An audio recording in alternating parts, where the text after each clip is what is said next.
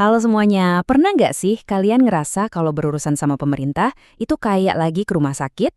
Prosesnya panjang, bikin bingung, dan kadang ya bikin sakit hati. Harusnya kan birokrasi itu sistem yang sehat dan efisien. Tapi kok yang kita rasain seringnya kebalikannya? Yuk kita coba bedah bareng-bareng dan mendiagnosis penyakit apa aja sih yang sebenarnya ada di dalam tugu birokrasi. Nah, disinilah persis letak masalahnya. Di satu sisi, birokrasi itu didesain untuk jadi mesin yang rasional, efisien, dan objektif. Keren kan? Tapi di sisi lain, pengalaman kita sehari-hari seringnya jauh dari itu. Prosesnya berbelit-belit, lamban, dan ujung-ujungnya bikin frustrasi. Kesenjangan antara harapan dan kenyataan inilah yang bakal kita dalami. Oke, kita mundur sedikit buat pahamin visinya. Jadi ada sosiolog legendaris namanya Max Weber. Dia membayangkan birokrasi itu ibarat mesin yang sempurna. Semuanya serba teratur, ada aturannya yang jelas, tugasnya dibagi-bagi dengan spesifik, tujuannya cuma satu, efisiensi maksimal. Nah, inilah kondisi sehat dari sebuah birokrasi.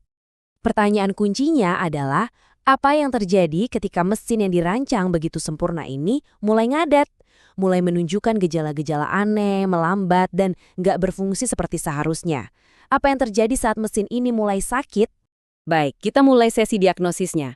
Anggap saja kita ini dokter. Dan seperti dokter yang ngasih nama ke sebuah penyakit, kita juga bakal kasih istilah resmi buat semua keluhan dan masalah yang sering banget kita alami waktu berhadapan sama birokrasi. Istilah medisnya adalah patologi birokrasi. Kedengeran keren ya?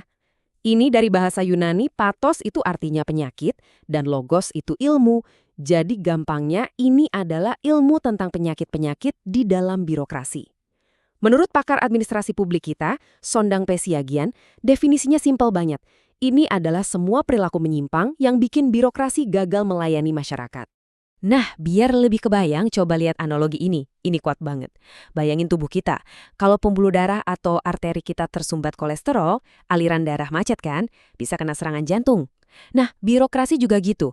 Kalau kolesterolnya kebanyakan, misalnya pegawainya terlalu banyak, tapi kerjanya nggak jelas, atau alur kerjanya macet, sistem ini bisa lumpuh total. Oke, diagnosisnya udah dapat. Sekarang, layaknya seorang dokter, kita akan periksa gejala-gejalanya satu persatu. Mari kita lihat penyakit paling umum yang mungkin udah nggak asing lagi buat kalian. Kita mulai dari gejala pertama, yang mungkin paling populer. Ungkapan sini-sini kayaknya udah jadi semacam moto nggak resmi buat penyakit yang satu ini. Gejala ini namanya red tape atau pita merah. Dulu itu dokumen-dokumen resmi sering diikat pakai pita merah, makanya namanya gitu. Gejalanya, wah kalian pasti udah hafal. Prosedur yang luar biasa ribet, minta fotokopian setumpuk, butuh banyak stempel, dan tanda tangan yang harus pindah dari meja ke meja. Hasilnya, waktu, biaya, dan kesabaran kita habis terkuras di jalan. Kita lanjut ke gejala berikutnya. Pernah dengar kalimat ini pas lagi coba ngurus sesuatu? Nah, ini adalah tanda dari penyakit birokrasi yang lain. Penyakit ini namanya ego sektoral, atau dalam bahasa Inggrisnya silo mentality. Coba bayangin, tiap dinas itu kayak silo gandum yang tinggi dan tertutup. Mereka nggak peduli sama tetangganya. Nggak mau koordinasi, nggak mau bagi data. Contoh paling gampangnya yang sering kita lihat di jalan baru aja diaspal mulus sama dinas PU, bulan depan digali lagi sama PDAM buat pasang pipa. Terus digali lagi sama PLN. Ini pemborosan anggaran yang luar biasa, cuma gara-gara nggak ada komunikasi. Gejala ketiga ini lebih ke soal budaya dan mentalitas. Ini adalah penyakit yang mengubah pelayan publik yang harusnya melayani jadi penguasa yang justru minta dilayani. Ini sering disebut sebagai mentalitas priai. Pejabatnya bertingkah kayak penguasa yang harus dihormati, bukan pelayan masyarakat. Nah, dari sini muncul sindrom asal bapak senang atau ABS. Bawahannya jadi takut ngasih kritik, jadi laporannya yang bagus-bagus aja. Dan ini bahaya banget loh. Kenapa? Karena pemimpinnya jadi bikin keputusan berdasarkan info yang nggak akurat. Dia sama sekali nggak tahu apa yang sebenarnya terjadi di lapangan. Sekarang kita ke penyakit nomor 4. Penyakit ini dijelaskan dengan sangat pas oleh kutipan dari Cyril Northcote Parkinson ini.